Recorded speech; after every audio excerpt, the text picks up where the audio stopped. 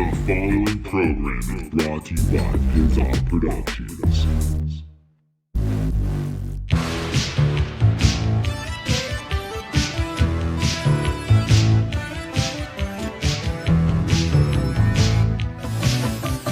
All right, and for the very last time, welcome to an all-new episode of the Totally Necessary Wrestling Podcast. I am your host, Kevin Porter. I bet you're wondering why is he saying "and for the last time"? It's the last time I'm doing this intro, man. Like I've had to start and stop several different times at this point, so I'm getting a little sick and tired of these fucking intros, man. It's just like you just gotta get in. Got to get on a roll, just start getting into it. You know, it's just like, who cares at that point then, right?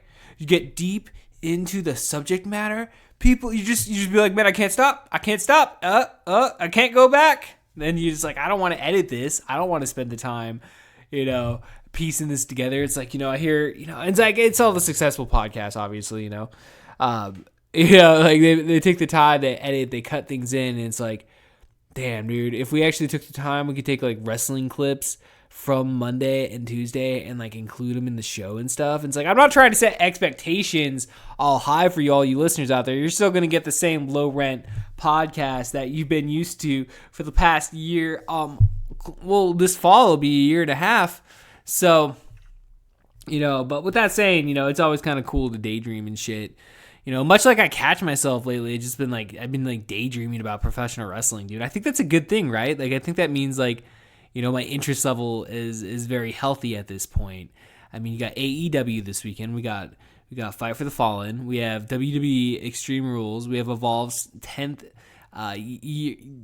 year anniversary show. And then you also have the G1 going on.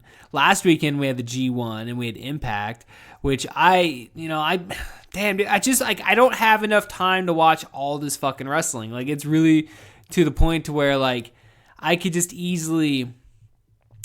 easily shelf WWE and easily just walk away and easily just fucking watch New Japan and watch AEW and then watch, like, Impact, Ring of Honor. Like, and even Impact's probably too much, but I mean, they just had this show this past weekend. They had Sami Callihan and Tessa Blanchard in the main event. And I mean, that kind of interests me. I don't know why, but like intergender wrestling, I don't know, because like when they first started doing it, like started getting popular again with the last couple of years, it's kind of like, why do we want to see this? But then when I hear the explanation why, it's like, well, because like basically like modern day professional wrestling is basically just, it's more or less live action video games, live action movies. I mean, that's what we're seeing these wrestlers do. I mean, you hear about it all the time. I mean, that's basically what they're doing, all in one take. And so, like, the idea of that, and like, then I heard, like, you play Street Fighter, right? Chun-Li, that's like one of the best characters in the game. Why can't she, why can't a wrestler, face a man, and like, I don't necessarily have a problem with it. So I don't know, man. Like, I totally enjoy old school professional wrestling, and I can totally enjoy modern day professional wrestling. Like, I don't know, dude. Like, I find the best in both worlds, I guess. I don't know.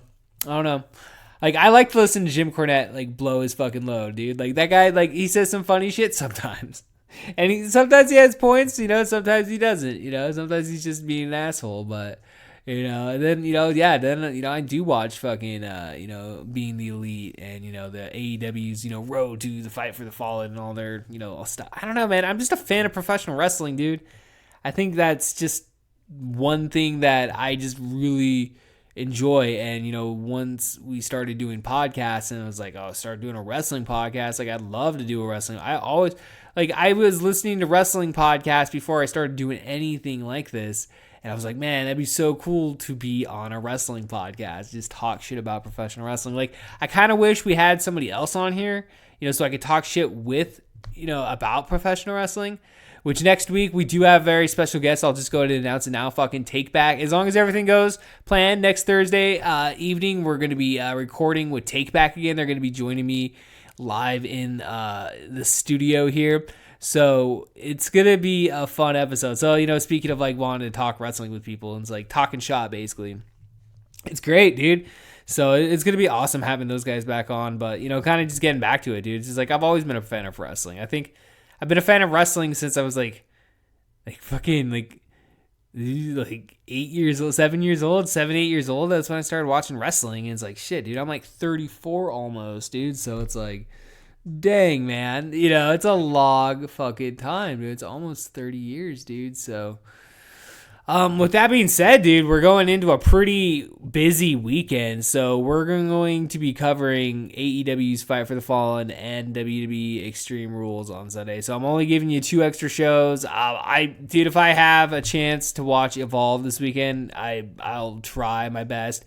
And again, like, I'd much rather watch like the G1, dude. I don't have enough time to sit down and watch 4-hour shows in one fucking day, dude. Like, I know it's like, well, Kevin Porter, you watch Monday Night Raw, you watch SmackDown, you watch NXT.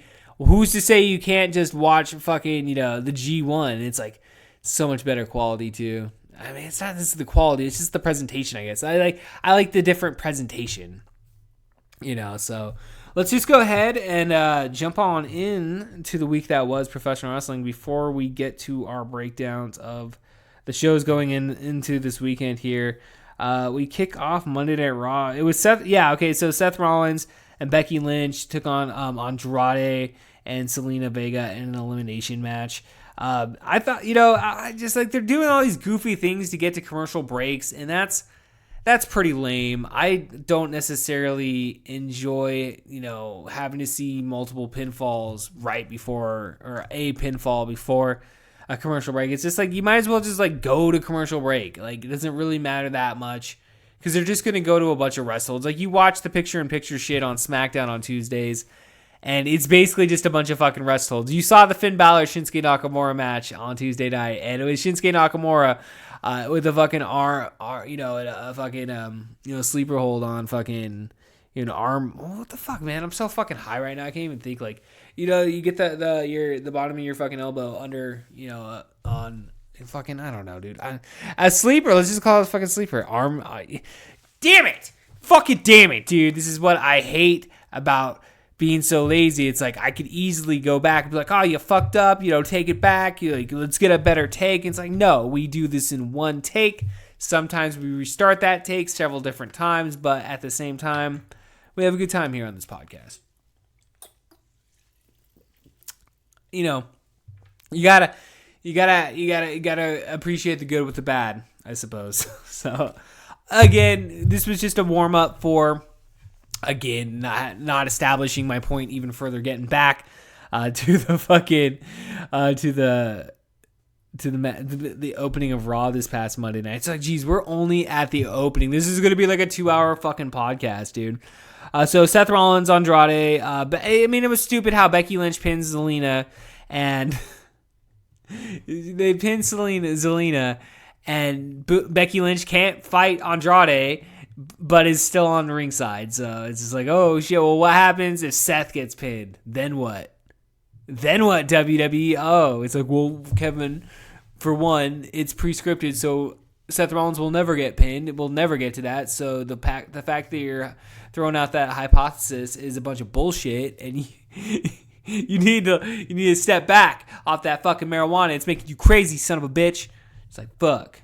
So we'll see Baron Corbin and Lacey. Well, Lacey Evans. They said they ended up attacking. Yeah, okay, that's what ended up happening. They ended up attacking Corbin. Corbin Evans ended up attacking Becky Lynch and Seth Rollins after they'd won the match. I thought it was a pretty decent way to set up. I don't need to see any more fucking promos between any of these guys. So I like seeing the action and them coming out of nowhere and just taking them out, dude. Like, that to me is like, you saw that replay. Lacey Evans like laid it in on Becky Lynch's fucking chin, dude. So, with that being said, I don't know, I'm all fucking high right now. That being said, I thought it was I hear a lot of people talking shit about this match and going into, Extreme Rules. Like, I don't know. I'm ready for it to be over. I guess I'm ready for it to be over, guys. All right, so we move on. Paul Heyman comes out. He spoils the appearance that, it says Brock Lesnar is going to be showing up at Extreme Rules. Maybe he does, maybe he doesn't. I don't know. I'm not going to spend a lot of time speculating. They're definitely throwing it out there. I think with SummerSlam coming up, I think he's definitely going to be on the card. So throwing him in either against Kofi, I mean, it could be Kofi, it could be Seth. We don't know. We just don't know. So the Usos and the Miz took on the Revival and Elias in a 2 out of 3 falls match. Again, like I just don't like. Again, it's like I'm playing a video game, dude. It's just like, you know, we're gonna do all these stupid ass stipulations through every single show, dude. It's unnecessary. Albeit for the match here, we saw the Usos and Miz defeat the Revival. So the Usos are taking on the Revival this coming Sunday. And hopefully, I don't see why they would, but yeah, the Miz obviously has been in a little feud with Elias here the last couple weeks, which is fine. I mean, like, it's keeping him on TV. A lot, you know, Usos and Revival. I'm okay with seeing that. I got nothing bad to say about that. So Rey Mysterio returned to Monday Night Raw this past Monday, albeit for a 2-minute squash against Bobby Lashley. I mean, I heard a lot of complaints saying like, oh well, you know, use Rey Mysterio better, and it's like I think that is a common complaint since he's come back. It's like, you know, he came back hot the year prior at the Rumble, and you know, it's just he's in the best shape that he's been in like a fucking like what 10 15 years. So it's like, is it wasted for him to, you know, job out to Bobby Lashley so quick? I mean, it puts over Bobby Lashley, which is ultimately, I guess, the goal. So, I mean, like, you know, it's not like Rey Mysterio is going to win the WWE Championship next week. You know, it's you'd like to think that, you know, a Jeff Hardy, a Rey Mysterio, all these guys coming back, like, they would get that final run. But unfortunately, it's a young man's ball game at this point. And at least on WWE's level, it's, you know, that's why we're seeing the Seth. I mean, obviously Brock Lesnar, but I mean, that's why we got Kofi Kingston. And I mean, AJ Styles is just as old as them. You know, this is kind of the thing, but AJ Styles hasn't been in the company for the past like 20 fucking years either. So it's a somewhat new commodity for them to be playing around with there. But I didn't really have anything, you know, anything wrong, you know, with that segment though. I think Bobby Lashley is being built up. I heard a lot of people talking shit about how they're, you know, naming off this last man standing match between him and Braun Strowman so quickly after that angle. But I mean, it's like, it's episodic TV, dude. Like, of course they're gonna move quick, dude. Oh, we're gonna play the slow game. We're gonna wait for that match for fucking SummerSlam. It's like I'm good, guys. I don't need to see the build. I'm done with this feud after after Sunday. Like, I don't really need to see these guys anymore. So it's been going on for a couple months. Albeit they had the hot angle here last week, and it was pretty fucking badass. But you know, again, like I just like, I don't know, like, would I like to see Bobby Lashley in a higher place? Do I need to see Braun Strowman? I think Braun Strowman should have won the fucking championship that first time he fucking fought Brock Lesnar, dude. It's just like the stop and go fucking bullshit, dude. It's just like it overall undermines these guys as characters, and just, you know, it's just like, why can't somebody go on a fucking winning streak and Goldberg that shit and win the fucking championship? Like, why did it? At least AJ Styles won the championship, I suppose. Like, I'm happy about that, but it's just like Braun Strowman should have won the title like fucking 2 years ago. He should have fucking at least had a championship reign 2 fucking years ago. But hey, I'm just a fucking asshole sitting in his office in Yakima, Washington. But what do I fucking know? Cesaro took on No Way Jose. Cesaro defeated Jose by submission. I'm pretty sure this match went pretty quick. Yeah, we saw the Swiss Superman fucking trip up after that sharpshooter. Speaking of, you know, his match here coming up at Extreme Rules, obviously with the Cesaro, you know, revealing himself to be the man knocking on Aleister Black's door. I think that I'm looking forward to that match. Probably like it to me, that could easily steal Extreme Rules, man. That could easily steal the show. So we saw the Viking Raiders in action against some jobbers here. Apparently Drake Maverick got involved. I actually fell asleep during this part. I fell asleep and I watched the rest of Raw the next day, and actually did not. I went straight to the Ricochet Luke Gallows spot. So yeah, Viking Raiders defeat. So yeah, dude, we're seeing him built up. Kind of I guess in a sense, you know, it's kind of sad that they're rehabbing them right out the gate, considering like when they first. I just don't know. I mean, they're heels. I mean, they should be good guys. It's just like, fucking come on, guys. Come the fuck on, WWE, and get your fucking shit together. I want to see Viking Raiders. I like them, dude. I've been a fan of theirs since New Japan. I've been a fan since Ring of Honor. So I want to see them win those tag team championships, man. I want to see them in the fucking Revival, dude.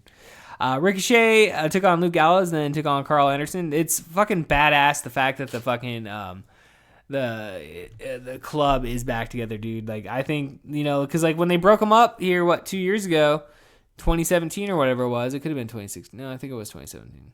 Yeah, was it 2017? Could have been. No, I think it was 2016. Yeah, it was that first year that AJ was on, so it was 2016. Was that 2015? Fuck. 2016, 2017. Wait, okay, so WrestleMania, what was last year? 34? 33? 32. Yeah, it's like 2016. I don't know, whenever the fucking bar was the last featured, it's just like, I thought that was untapped potential. I thought that was like, would have been the best utilization the whole past several years would have been a long-term association with AJ Styles, which obviously they are associated, but like featured in the story. So this whole thing with Ricochet, I think, is definitely like one of my favorite things on WWE TV right now. I think it's definitely fucking fresh, and especially with this whole Paul Heyman, Eric Bischoff thing, taking place, and especially going into effect the next couple weeks.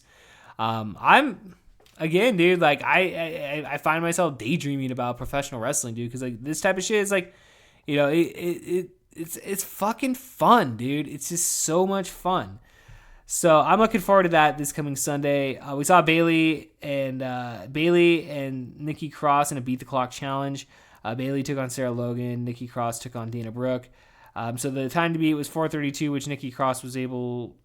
Bayley defeated Logan by pinfall, and then Cross defeated Brooke by pinfall to beat the clock. So it named it a handicap match with Nikki Cross and Alexa Bliss taking on Bayley this coming Sunday, which is apparently done because apparently Alexa Bliss, I read online today, has like some sort of sinus infection. So it's kind of like they're not too sure if she's going to be able to compete, which, damn, dude, she's down a lot, dude. Like, as soon as she starts coming back wrestling, just like, man. So, yeah, I've enjoyed this storyline. I think this story's been fun. I think Nikki Cross has definitely come out as the star of this program.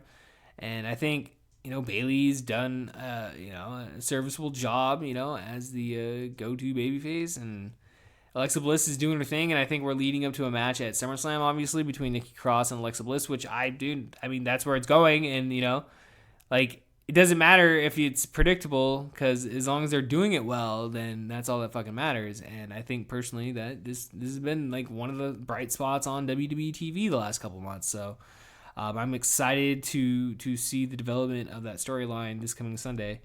So Roman Reigns and Garbutt versus Shane McMahon. Really, Garbutt? Seriously, that's fucking stupid. And Shane McMahon took on Drew McIntyre and Shane McMahon. So the whole night was teased that Shane McMahon and Drew McIntyre get to pick the opponent for Roman Reigns. So it was revealed that, so the guy gets in, he ends up getting pinned by McIntyre. It's revealed that it's Cedric Alexander, which, everybody shit on this. Everybody's kind of like, this is fucking dumb. It's like, you lost anyway. Why even reveal it? It just, it is what it is. I think everybody's hyped to see The Undertaker this coming Sunday. Like, hopefully it's a good match on Sunday, but this ending of Raw was very wah, wah, wah.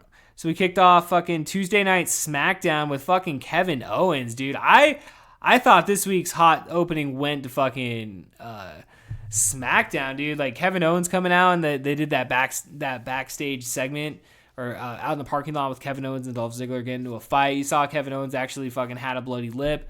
And I know I talked so much shit about Dolph Ziggler coming back and his feud with Kofi Kingston, albeit like I thought that was very lackluster. Whatever they started with Dolph Ziggler and Kevin Owens last week, like I'm fucking on board for it, dude. Like Kevin Owens is such an underutilized talent, and it seems like this is him coming out, and they're calling it Kevin Owens pipe bomb. I mean, he obviously came out at the beginning because Shane McMahon comes out, sends Kevin Owens home. Kevin Owens just shows up randomly throughout the night, coming through the crowd. He gets on a mic. They cut the mic off, and he's just talking shit to Shane McMahon about how he's playing a fucking just a badass babyface, and it's like a role that we really haven't seen Kevin Owens do while in WWE, and let alone even on like the independent scene. I mean, like Kevin Owens, Kevin Steen, whatever. I mean, like he was always that bad guy. So, man, like I've always been a fan of Kevin Owens, dude. Him and Sami Zayn. So I want to see him at that top level, dude. I want to see him with another WWE. I want to see him win the WWE Championship, not the Universal Championship. I want to see him win the WWE Championship. So I thought that was like the best part of the week on TV, obviously, was Kevin Owens, dude. And so they called off the main event. It was supposed to be Kevin Owens and Dolph Ziggler, but we may get that match on Sunday. Maybe not. Maybe we get that next Tuesday. But I'm definitely looking forward to where this is all going. Well, another thing I was really fucking pumped for was Finn Balor taking on Shinsuke Nakamura. Now, this is the first time they're meeting in WWE, at least on the main roster, I would suppose.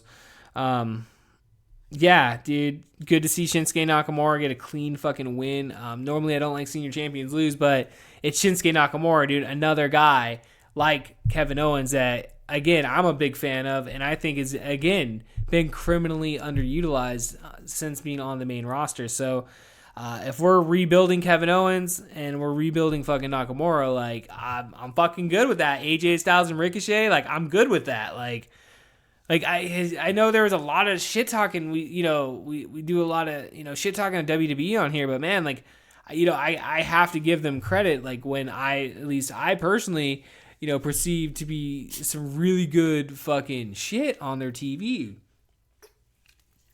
Not saying the week to week is going to be the best and the storytelling is going to be the best, but the matches and the work rate, just like seeing these guys together, it's like, okay, this is like, I want to see this. So Nakamura is definitely going to be getting another match. I don't know if that's going to be on Sunday or not, but hopefully I wouldn't mind seeing that go to SummerSlam. If that's the match at SummerSlam and Nakamura wins the Intercontinental Championship there, like, fuck yeah, dude. Like, I'm actually really excited if that would actually happen there. So we saw the contract signing for Extreme Rules, Nikki Cross and Bayley. So again, more, Nikki Cross is brainwashed. Bayley's trying to talk Nikki Cross into some sense. Again, I'm stoked for the show. Carmella took on Nikki Cross. Carmella ends up defeating Cross. This match wasn't really too much of anything, but it was kind of actually pretty lackluster. But nonetheless, we're excited going into Sunday.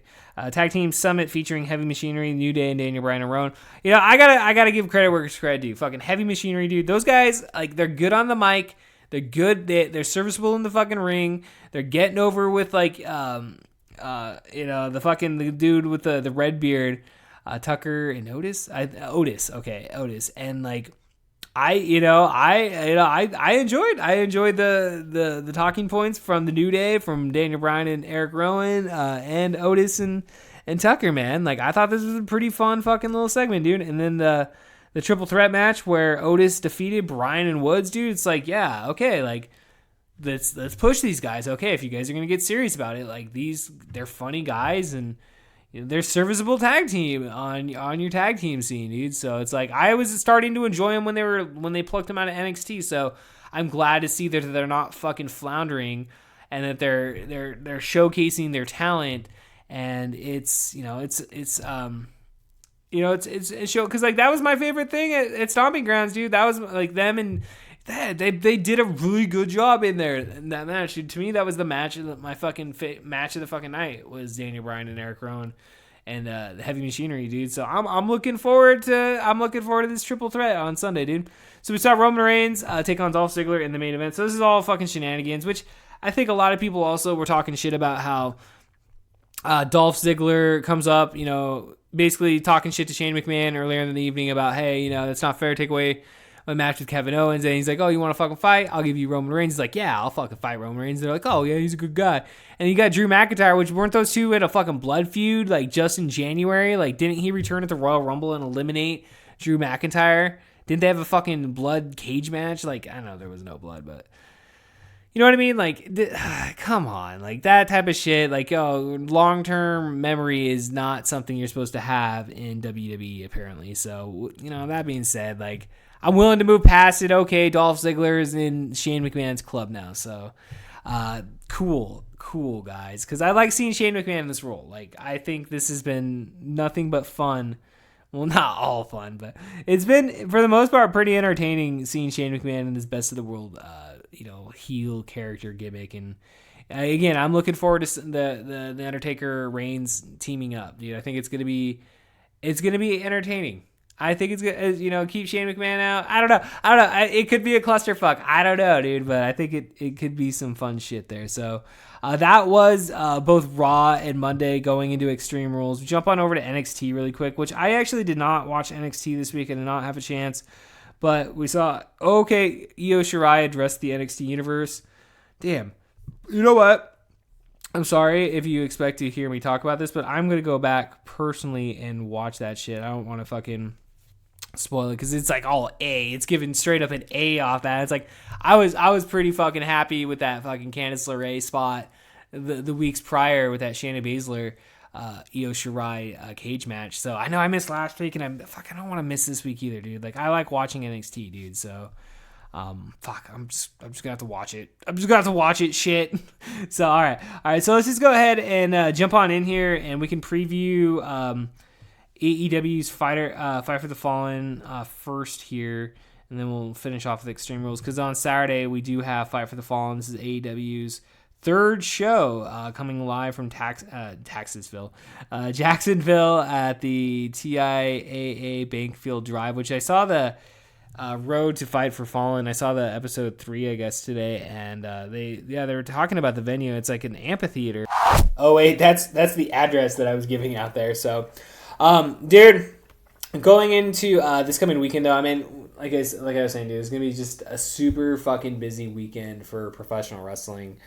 We got 2 big shows, though. We have Fight for the Fallen, and then we have Extreme Rules. So going into Fight for the Fallen here, we have the pre-show. We have Sonny Kiss taking on Peter Avalon. Now, Peter Avalon is the librarian gimmick. And now when it first debuted, I wasn't really excited for it, and I kind of found it pretty fucking cringeworthy. But, I mean, it's comedy wrestling, right? So there's always a spot for comedy wrestling within professional wrestling here. I know a lot of people are like, oh, we're supposed to take the sport a little bit more seriously here, Kevin Porter. Is it like the best gimmick in the fucking world? No. Is it the funniest gimmick in the world? No. But I think these two, Peter Avalon and who's the fucking chick that he's with? Leva Bates. I just see that they're going to embrace the hate, and this is something that they can and will be able to turn into somewhat of a popular gimmick, I think. So I think they have, not so necessarily saying they struck gold, but I think they definitely have something to play around with. So not saying I'm going to see the pre-show, but I'll keep my eye on the continuation of the librarian gimmick. So also on the pre-show, probably going to be the best part of the pre-show here is the Jimmy Havoc, Darby Allin, Joe Janela taking on MJF, Sammy Guevara, and Shawn Spears in a 6-man tag. Now, the interesting thing, obviously, is Shawn Spears just taking out Cody Rhodes here at Fyter Fest just a couple weeks ago. And then you got MJF, playing Cody's best friend, even though he's just a snarky fucking heel. He's just trying to kiss up to fucking, Cody and shit. So it's going to be interesting to see the interaction with him and Shawn Spears. Sammy Guevara is just a piece of shit. I think I fucking just do not like him.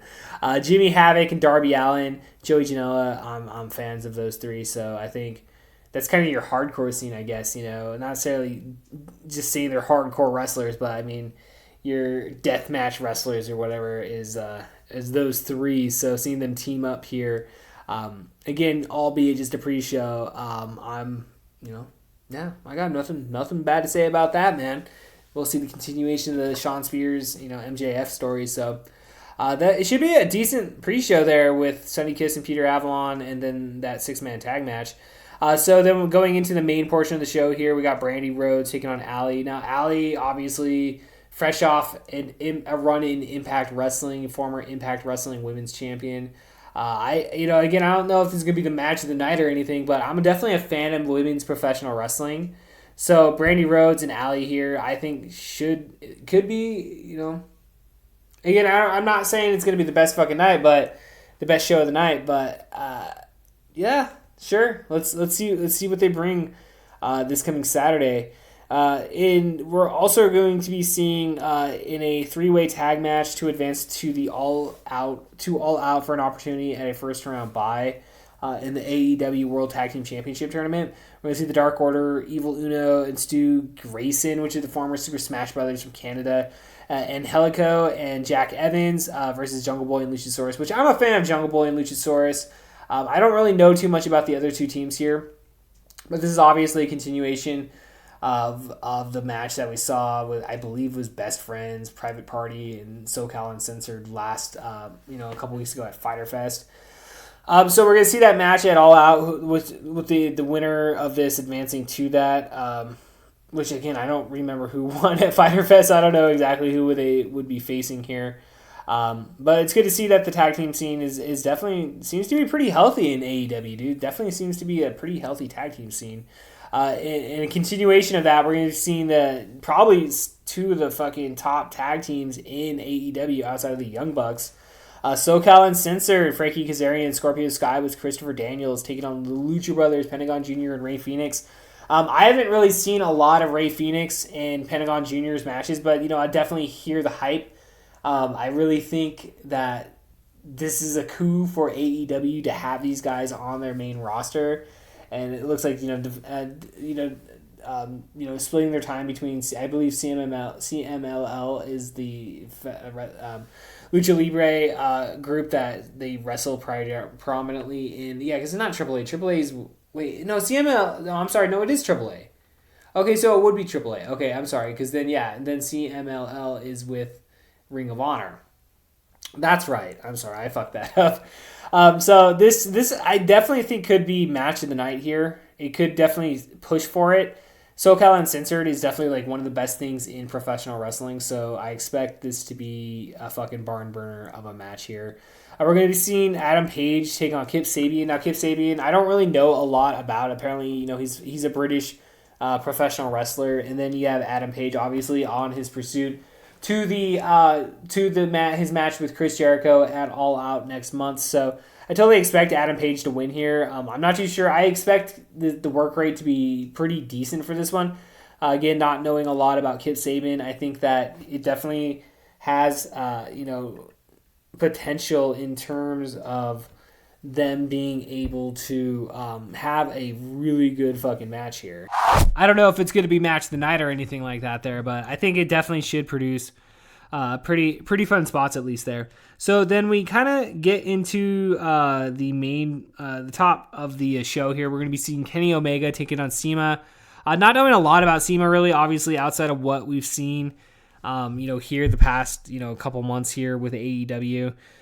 This should be a standard Kenny Omega match in my opinion. I really think Kenny Omega is one of the best fucking wrestlers out there. So his match with Jon Moxley at All Out, I think that's going to be a great fucking match, dude. And I really can't wait for All Out, dude. I really can't wait for that show next month there. Especially seeing that AEW World Championship, man. Like seeing that crown for the first time, that's going to be amazing. And it's just a beautiful belt, dude. So Moxley and Omega, though, I think that's going to be a really fun fucking part of next month, dude. So in the main event, though, for Fyter Fest, Cody and Dustin Rhodes will be taking on the Young Bucks, Matt Jackson, Nuke Jackson. With Cody Rhodes and Dustin Rhodes teaming up, back in the day in WWE, I always fucking enjoyed them as a tag team, dude. I always thought their shit with the Shield was some of the best shit that year on WWE TV, especially with Dusty Rhodes and stuff, dude. Like it was really good stuff. And Young Bucks obviously are like one of the best tag teams in the world at this point, obviously. I've really enjoyed the build up to this with the Young Bucks, teasing Cody and Dustin after their little I need my older brother, Fyter Fest and shit. Or no, I'm sorry, fucking Double or Nothing. So I think I don't know if it's gonna be the match. I don't know if it's gonna be the match of the night, guys. I'm kind of holding my reserves on this one here, but I've definitely as soon as they announced this match, I definitely was looking forward to this here. So that's AEW Fyter Fest, dude. We're gonna be here Saturday night, with the post show. So sometime Sunday morning we'll be releasing that. So I definitely I'm expecting a very fun show. I'm going to get really high for it. And it's going to be fun. I'm going to smoke a lot of fucking weed fucking for that show, dude. It's going to be amazing. All right. So we jump on over to WWE Extreme Rules on Sunday. Now, it doesn't really list exactly what match is the pre-show on or is on the pre-show at this point. But we just kind of start from the bottom here. We're going to see the Revival taking on the Usos here, which this is, again, it's the Revival and the Usos. Like, it's not going to be a bad match here. This is for the Raw Tag Team Championships here. Braun Strowman taking on Bobby Lashley, last man standing match. A lot of people, shit all over the fact that they're rushing this match here. Do I expect them to top what happened here a couple weeks ago? I wouldn't be surprised if they did, but I don't necessarily think it will happen. I don't know if this feud continues after this coming Sunday. I would think the last man standing is kind of the blow off, and do we really need to see another month of Braun Strowman and Bobby Lashley? Probably not. I think this show is a lot of blow off for feuds and stuff. So I think we're definitely, especially with Paul Heyman and Eric Bischoff coming in this next week and starting officially their new roles within WWE. I definitely think, again, this is just going to just be seeing things to the end at this point here with a lot of these, and I expect this to be the last Braun Strowman Bobby Lashley match that we see for a long time. Ricochet is defending his United States Championship against AJ Styles. Again, hopefully is match of the night here. I've really enjoyed their TV matches, and I think this is like some of the best shit that they're putting out on WWE TV at this moment. So I totally would not be surprised if we saw AJ Styles pick up the United States Championship here, but would I want to see this continue? I kind of do. Yeah. I mean, I don't know. Sure. I don't know if this is going to continue or not, but I kind of do expect AJ Styles, though, to win the United States Championship. So could definitely be match of the night, though. Aleister Black taking on Cesaro. Now, I guess it was supposed to be Randy Orton, possibly, because apparently it was Randy Orton and Aleister Black were wrestling on the house show circuit. But Cesaro coming over and taking that spot, it looks like, because apparently Randy Orton has some sort of neck injury of some kind. So I would imagine that this was plan B, but I'm glad to see Cesaro get the chance. It could be a sleeper match of the night, dude, honestly. I mean, Aleister Black's fucking talented as shit. Cesaro's talented as shit. It's a new fucking pairing. Dude, I'm actually pretty excited for this match again. Like, again, not saying it's going to be the match of the night or anything, but I definitely think it should prove to be entertaining. And I've kind of like the librarian gimmick, like initially it's kind of like, all right, okay, we've seen this, but like the whole Aleister Black promo, like I've kind of enjoyed it. Like I know some people have shit on it, but like I've kind of enjoyed his gimmick. It's like knock on my door. It's like knock on my door, dun dun dun dun dun. Knock on my door, no dun dun dun dun. I don't know. You could have some like fun chants with that shit. So I know Aleister Black is a fucking satanic. Well, I guess they're not really playing it up too much. I mean, as much as they had in the past, at least it seemed like his occultic fucking shit. So hopefully they get rid of that stupid fucking entrance with him like coming up like a fucking vampire, dude. That's like, I don't need to see that every single week, dude. It's kind of like, I don't know. It kind of gets old. So then we go on. We've seen the triple threat tag team match for the WWE Smackdown Tag Team Championships. Daniel Bryan and Rowan defending against the New Day and Heavy Machinery. I think this should be a very serviceable tag match here. Again, I've enjoyed the interactions between all three of these teams, so I think it should definitely be a serviceable triple threat tag team match here. We're going to see Drew Gulak defend his newly won Cruiserweight Championship against Tony Nese. So this was like a lot of people's like match of the night at Stomping Ground was that triple threat with Akira Tozawa last month. So I wouldn't be surprised if like the work rate is really high on this one. I think the Cruiserweights are definitely underestimated on WWE TV. So I would expect these guys going out there with the attitude that they want to steal the fucking show, and I wouldn't be surprised if they fucking did. Bayley defends her WWE SmackDown Women's Championship against Alexa Bliss and Nikki Cross. A lot of people shit all over Bayley and Alexa Bliss last month, even though I thought live in person it was a good match. A lot of people weren't necessarily high on that match. That being said, with Alexa Bliss kind of like sidelined with whatever sinus injury here, I don't know exactly what's going to happen here. I think obviously we're going towards Alexa Bliss and Nikki Cross at SummerSlam. Does that need the SmackDown Women's Championship involved? Not necessarily, but will they put I mean, does that mean that they're not going to put it on him? I don't know. So I guess I'm just interested to see what the outcome of this match is. You know, I'm interested to see where things progress towards. So we kind of get to the top of the show here. We're going to see The Undertaker and Roman Reigns take on Shane McMahon and Drew McIntyre in a no holds barred tag team match. It'll be interesting to see Undertaker's, you know, follow-up performance from his match with Goldberg, you know, in Saudi Arabia a couple months ago. So I expect this to be a spectacle. I mean, Shane McMahon, albeit that he wrestles a little bit more often now, typically, you know, can bring out a good match, in my opinion, for the most part. Especially you got Drew McIntyre and Roman Reigns in there. They're both very fucking talented. So I expect it to be a fun, entertaining match, dude. Again, like, the work rate is going to be the fucking best match work rate wise. I don't fucking think so. But I think the entertainment value of it is going to be really fucking high. Kofi Kingston's taking on Samoa Joe. Now, Kofi Kingston's been reportedly dealing with a back injury, so I really don't know kind of how long this match is going to go. I'm not necessarily expecting Samoa Joe to win the championship or anything. I wouldn't mind seeing this go to SummerSlam. But, I mean, you kind of, you got the whole Brock Lesnar thing looming, and you don't know if he's going to cash in on Seth Rollins or Kofi Kingston. But honestly, I wouldn't mind seeing Brock Lesnar, if he were to show up, cash in on Kofi Kingston, and then we see him, Kofi Kingston, go on the chase again, against Brock Lesnar at SummerSlam. I think that would be a pretty fun fucking show, actually. Pretty fun little feud and it's fresh. I mean, obviously we saw Kofi Kingston and Brock Lesnar in Japan here a couple years back. Well, that was like 3-4 years ago or something. So it's definitely a fresh feud. And I definitely, it sucked for Samoa Joe because, like, honestly, give it to Samoa Joe. Brock Lesnar's been, I don't know what's going to happen. But I like Samoa Joe. Kofi Kingston, New Day, I like it both. So, again, I don't know how long this match is going to go considering Kofi Kingston's a bit injured. But I'm definitely, hopefully, it's a good match. So our main event of the evening will be a last chance winners take all mixed tag team Extreme Rules match for both the WWE Universal Championship and WWE Raw Women's Tag Team Championship. Seth Rollins and Becky Lynch defend against Baron Corbin and Lacey Evans.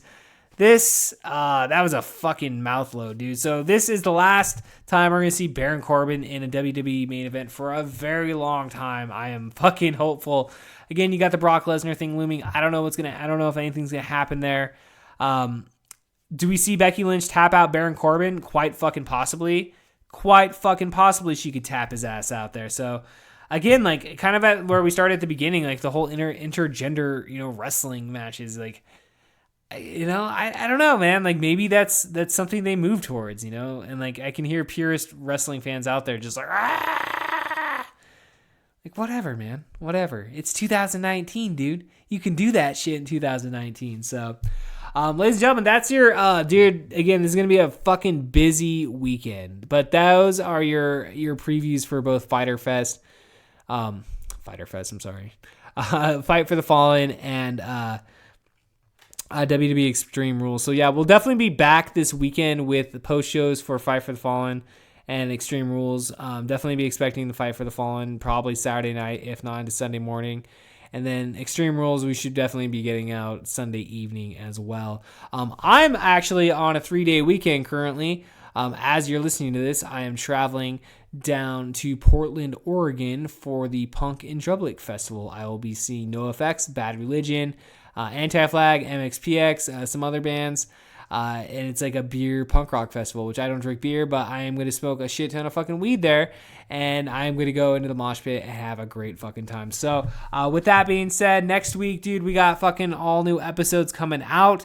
Again, we have Take Back will be coming on the Totally Necessary Wrestling podcast next week for our post, SmackDown Raw post first week of Eric Bischoff, Paul Heyman in charge of Raw and SmackDown. It's an exciting time to be a wrestling fan, ladies and gentlemen. So with that being said, I am Kevin Porter, and we will see you next time. Peace. I just realized I left my favorite hat at the club last night, which is ticking me right off, cause I had that cap so it's real small. Then find out just right now that my main squeeze went through my phone. Ooh. So I guess I'm single now. Imagine that. So I sneak right on the T. The conductor sees me, he's kicking me right off. With a frown, I grab my bag and I walk on. Call Nav, I hit up Blanchard's, they sell cheap wine. I got $6 bag, whip, wine, smash, drink it up, avoid the glass. But I can't stop from just smiling when that damn sun is shining on. Hell, it's just shining down all over me.